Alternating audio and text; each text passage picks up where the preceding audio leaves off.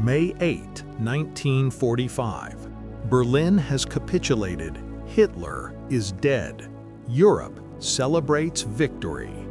Winston Churchill stands on the balcony of Buckingham Palace next to the king. The crowd below chants his name. Churchill, Churchill, Churchill.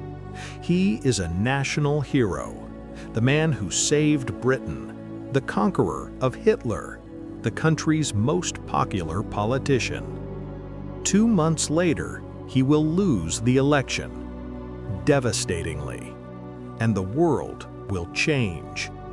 Because if Churchill had remained in power, the Cold War would not have been cold. It would have been hot. Today we'll tell you about one of the most paradoxical stories of World War II, how the greatest victor became the greatest loser, and what would have happened if this hadn't occurred. Early 1945. Winston Churchill is at the peak of his glory. There is no more popular person in Britain.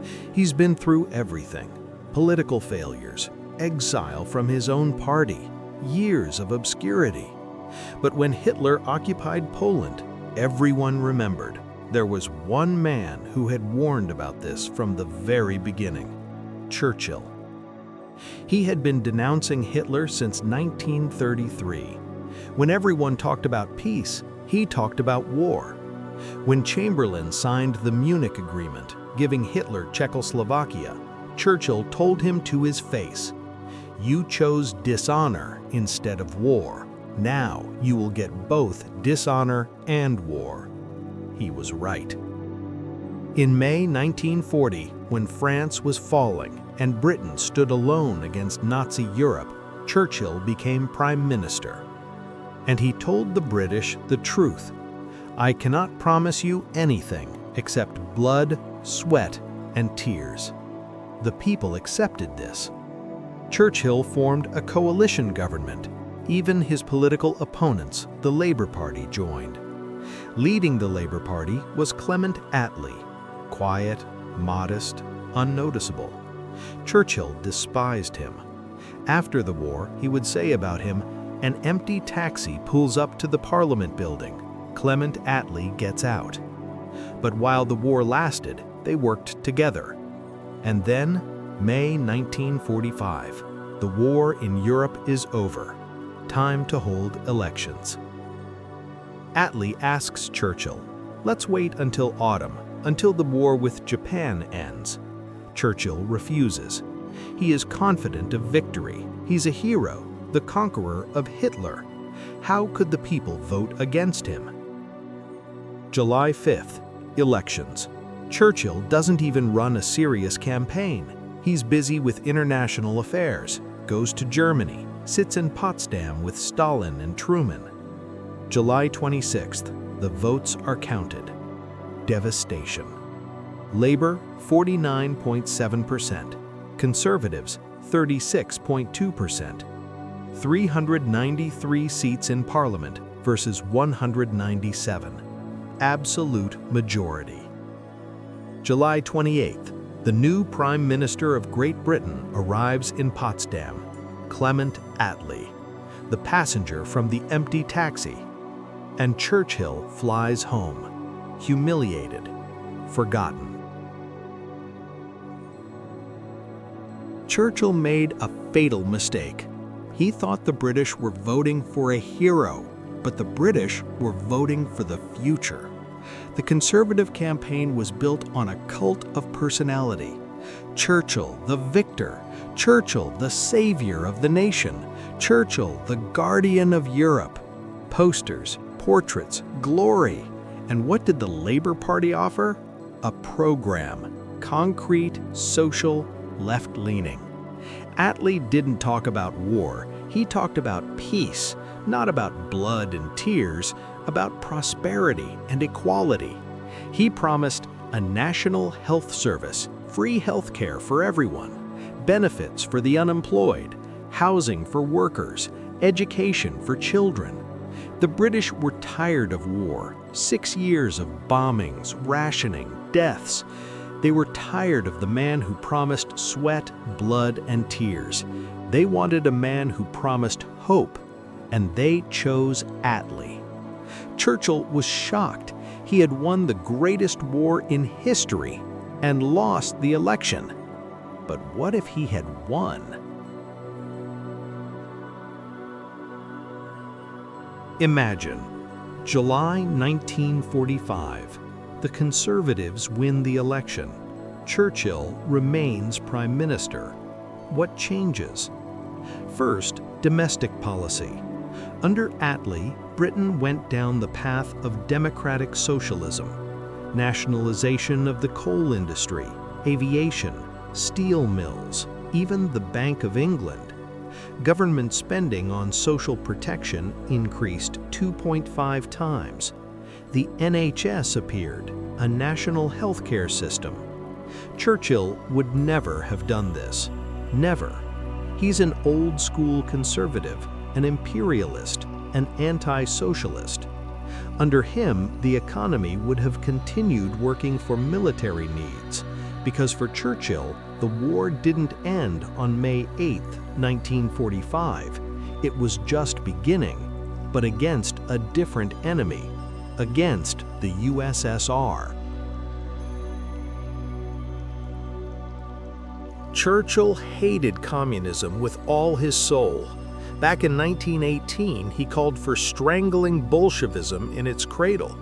During the war, he worked with Stalin, but only because Hitler was worse.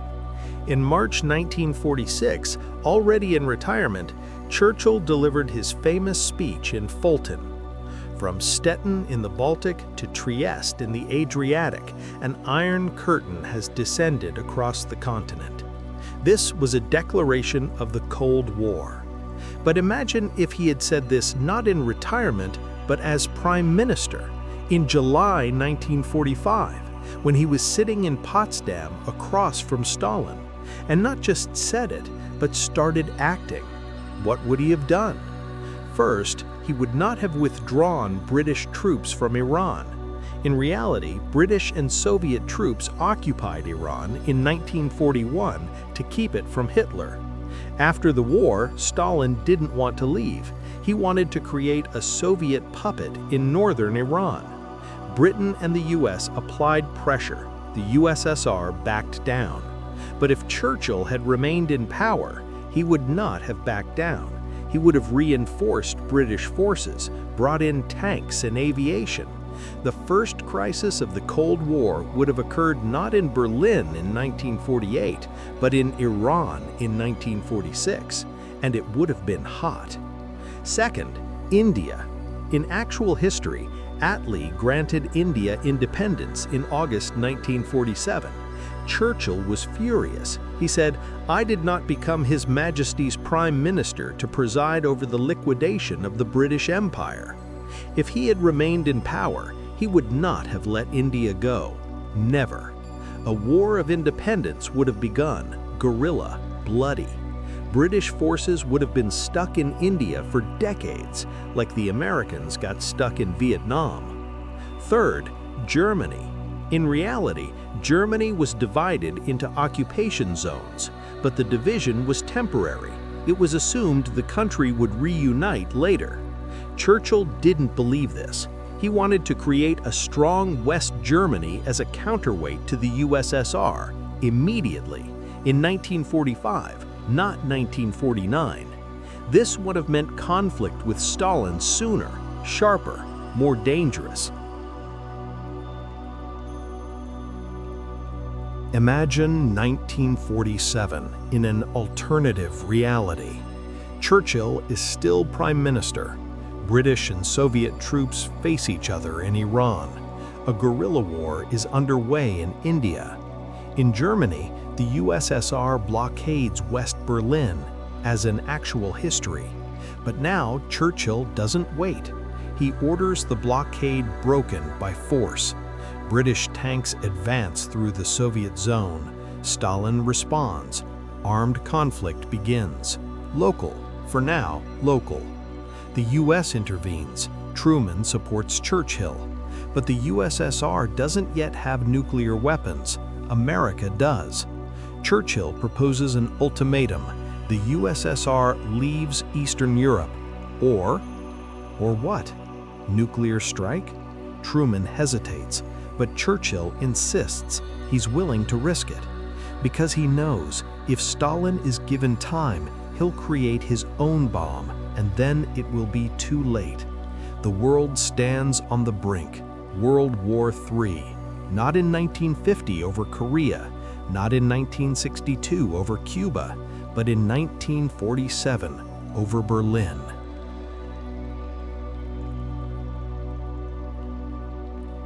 But this didn't happen, because Churchill lost the election.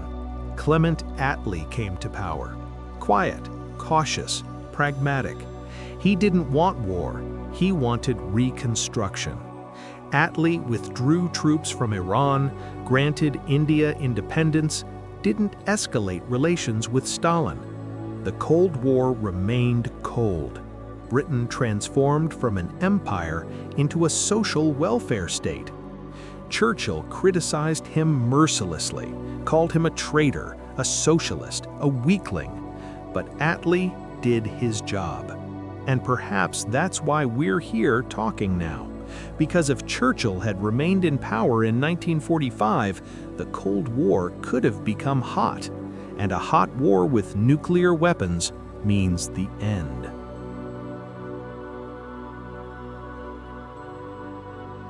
Here's the irony of history.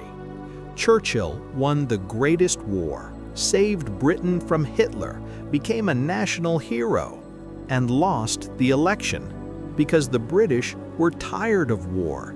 They wanted peace. They wanted change. They chose a man who promised them not glory, but bread, not triumph, but a roof over their heads, not the greatness of empire, but a decent life. And perhaps this saved the world, because Churchill was a great wartime leader, but the world didn't need a wartime leader in 1945. The world needed a builder, and that became Clement Attlee, the passenger from the empty taxi, who perhaps saved humanity from World War III.